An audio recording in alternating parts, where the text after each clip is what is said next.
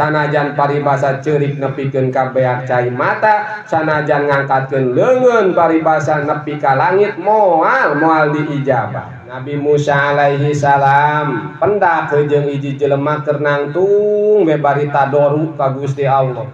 Diperhatikeun we ku Nabi Musa. Faqala Musa, panasaran Nabi Musa munajat ka Gusti Allah kunaon eta jelema teu daek diijabah Gusti doana ya Rabbi amma istajabta li abdika Gusti kunaon eta hamba Gusti teu diijabah.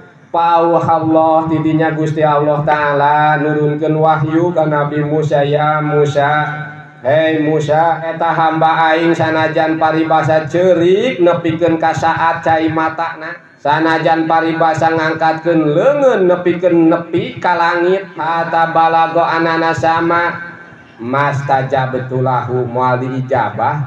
Qala ya Rabbi lima dalika, cek Nabi Musa ari kitu kunaon wahai pangeran abdi. Qala li anna fi batnihi haramun, cek Gusti Allah Musa lantaran teu diijabahna eta teh dina beuteungna aya barang haraman, dina tonggongna aya barang haraman, di jero imahna aya barang haram.